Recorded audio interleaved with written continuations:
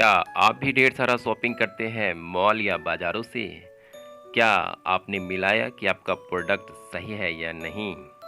क्या दुकानदार आपको पक्के बिल नहीं देता या फिर आप ऑनलाइन ही खरीदारी कर लेते हैं? ज़ोमैटो से तो खरीदारी की ही होगी आपने और सिनेमाज़ तो आप जाते ही होंगे। अच्छा, तो ऑनलाइन सामान मंगा भी लिया, अच्छी बात है। अरे! ये क्या? Fake goods? क्या अब आपको ऐसा लग रहा है कि आपका पैसा बुड़ गया? तो आप परेशान न हो और डरे नहीं। अब लगेगी नकलचियों पे लगाम। अब हर कोई आएगा इस नियम के घेरे में। कोई बच नहीं सकता, चाहे वो सेलिब्रिटी हो या कोई बड़ा आदमी। जी हाँ, आज हम बात करने वाले हैं आपके अधिकारों के बारे में, जिसे कोई यूं ही धोखा देकर नहीं ले जा पाएगा। आज हम बात करने वाले हैं कंज्यूमर प्रोटेक्शन एक्ट 2019 के बारे में, और वो भी एकदम सिंप्लीफाइड वे में, एकदम सरल भाषा में। तो बने रहे हमारे चैनल पर जानने के लिए कंज्यूमर प्रोटेक्शन एक्ट 2019 की सारी बातें।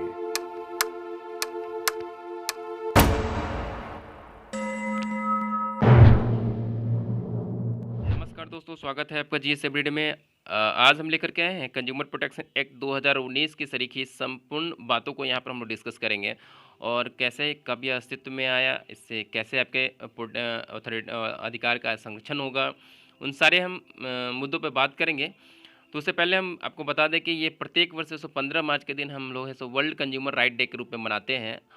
और ये जो कंज्यूमर प्रोटेक्शन एक्ट 2019 जो है, ये एक्चुअली में इनेक्ट किया गया था 9 अगस्त 2019 को, और लेकिन इन्फोर्स्ड हुआ है 20 जुलाई 2020 को, ये इन्फोर्स्ड किया गया है। और इससे आगे बढ़ने से पहले हम इसकी पृष्ठभूमि को समझ लेते हैं कि क्या है। कि देखिए, ये कंज्यूमर प्रोटेक्शन एक्ट 1986 में सर्वप्रथम आया था। ये after 34 years it is replaced by consumer protection act 2019। ठीक है, make it more effective by amending in the years 1993, 2002, 2019 to make consumer more even stronger and empowered. ठीक है, after this is implemented there will be no need to make any other laws in the country for the next 50 years. तो अब क्या किया गया है, consumer के rights को बहुत स्ट्रॉन्ग कर दिया गया है। तो इससे सरीखी जो भी इंपॉर्टेंट मेजर चेंजेज आए हैं, आइए हम लोग एक एक करके सारे को समझते हैं क्या क्या है। तो देखिए, यहाँ पर पहला जो मेजर चेंजिंग है, इसमें ई कॉमर्स प्लेटफॉर्म को क्या किया गया है, इसके परव्यू में ला दिया गया है। जैसे मान लिया फ्लिपकार्ट हो गया, मैंत्रा हो गया, अमेज़ॉन हो गया, स्नैपडील हो गया। तो पहले क्या होती थी, ये कंपनी है सो अपना सामान बेचने का सिर्फ काम करती थी, और कहना का मतलब होता था क्या कि हमने तो बस बेचने का काम किया है, बीच मीडिएट का काम किया है, और मैन्युफैक्चरर तो कोई और ही है। तो यहाँ पर ये लोग यहाँ पर बच के निकल जाते थे। लेकिन इस बार से क्या होगा, अब ये बच नहीं पाएंगे, ये भी इनके इस रूल के परव्यू में अंदर में आ गए हैं अंदर में। ठीक है, नेक्स्ट पॉइंट जो है, जो मेजर चेंजेज है, फिर place of filing of complain consumer complaint. जैसे अब कहीं का खरीदा प्रोडक्ट आप कहीं से भी कंप्लेन कर सकते हैं। जैसे मैंने मान लिया कि आपने है सो एक मोबाइल खरीदा, मोबाइल खरीदा आपने मुंबई में ख़रीदा है, और जा कर के मुंबई में ख़रीदा है, आप चले गए दिल्ली में। तो ऐसा नहीं है कि आप जा कर के, पहले होता था क्या ना कि आपने जहाँ से ख़रीदा है, और कहने का मतलब कि इसका जैसा जहाँ ऑफिस लोकेटेड है, जैसे इसका ऑफिस है सो कर्नाटका में लोकेटेड था, तो वहीं जा कर के आप केस कर सकते थे, वहीं इसकी सुनवाई होती थी। लेकिन अब ऐसा नहीं है, आप कहीं भी केस कर सकते हैं और कहीं भी इसकी सुनवाई हो सकती थी। Company will have to take care this all things. Next जो मेजर चेंजिंग है कि E filing of complaints are allowed. पहले क्या था, अब अपने मोबाइल से भी क्या कर सकते हैं, घर बैठे बैठे ई फाइलिंग और कंप्लेन कर सकते हैं। ठीक है, ये मेजर चेंजिंग है। नेक्स्ट जो मेजर चेंज आया है, पनिशमेंट फॉर मिसलीडिंग और डिसेप्टिव एडवर्टाइजमेंट। जैसे कि आपने एडवर्टाइज कुछ और ही किया और सामान जो डिलीवर किया वो कुछ और ही निकला। तो ऐसा अगर कुछ होता है तो इससे भी क्या हो जाएगा, मतलब ये भी इसके लिए पनिशमेंट तय किया गया है। भ्रामक एडवर्टाइजमेंट करने वाले सेलिब्रिटीज़ भी अब इसके मतलब कानूनी दायरे में आ जाएंगे। 10 लाख रुपये तक का फाइन भी हो सकता है उन्हें। तो ये एक तो बड़ी चेंजिंग ये हो गई। और नेक्स्ट जो चेंजिंग है कि प्रोडक्ट लाइबिलिटी एक्शंस की हो गई। अगर मान लिया कि आपने प्रोडक्ट का उपयोग किया और उससे हानि पहुंचती है, तो क्या होगा ना कि आपको क्या, उस कंपनी को क्या करना पड़ेगा, कंपनसेट करना पड़ेगा। उसके लिए हो सकता है कंपनी वार्न भी किया जा सकता है, उसके लिए है सो 2 वर्ष की सज़ा भी हो सकती है, और 10 लाख तक का फाइन भी हो सकता है। लेकिन अगेन है सो वो कंपनी अगर, या शॉपकीपर है, अगर ऐसा कोई प्रॉब्लम करता है, क्रिएट करता है, फिर है सो वैसी ही गलती फिर तो अगेन करता है, तो उसे 5 वर्ष की सज़ा और 50 लाख तक का फाइन हो सकता है। दोस्तों, ये मिनिमम है, मैक्सिमम और भी हो सकता है। ठीक है, फिर जो सबसे बड़ा मेजर चेंजिंग जो इसमें आया है, ये यहाँ पर पेक्यूनरी जुरिस्डिक्शन एक्सपेंशन की बात की गई है इसका। तो पहले हम जानेंगे पेक्यूनरी होता क्या है। पेक्यूनरी का अर्थ होता है रिलेटेड टू मनी होता है। इसमें क्या है कि आप जैसे पहले किसी हर कोर्ट का अपना एक दायरा होता है कि जैसे कि मनी रिलेटेड इतने तक का केस उसमें सुनवाई हो सकती थी, तो यही है। सो इसको एक्सपेंड कर दिया गया है। अब क्या क्या है मैं आपको बता दे रहा हूँ कि पहले 1986 वाले जो कंज्यूमर प्रोटेक्शन एक्ट था उसके थ्रू डिस्ट्रिक्ट फोरम में 20 लाख तक की सुनवाई होती थी, स्टेट फोरम में 20 लाख से 1 करोड़ तक का, नेशनल फोरम में एबव 1 करोड़ का। लेकिन इसको एक्सपेंड करके कितना कर दिया गया है इसका दायरा, डिस्ट्रिक्ट अब कमीशन नहीं, अब फॉरम नहीं होता है, अब सारा कमीशन में चेंज हो गया है। डिस्ट्रिक्ट कमीशन में up to 1 crore, state commission में 1 करोड़ से 10 करोड़, नेशनल कमीशन में एबव 10 करोड़ का यहाँ पर आपको सुनवाई होगा।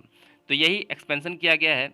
और नेक्स्ट जो चेंजिंग है लिमिटेशन का कर दिया गया है, लिमिटेशन एक्ट लगाया गया है। अब ये लिमिटेशन एक्ट क्या होता है, जैसे पहले क्या होती थी, कंपनी अगर आपने सामान को प्रोडक्ट को फ्लिपकार्ट से ख़रीदा और कहीं से भी ख़रीदा या अमेज़ोन से या किसी स्नैपडील से, अगर आपने केस किया और डिस्ट्रिक्ट फोरम में अगर वो कंपनी है सो केस हार जाती है, तो ये क्या करती थी, अपील कर देती थी आपको स्टेट फोरम में।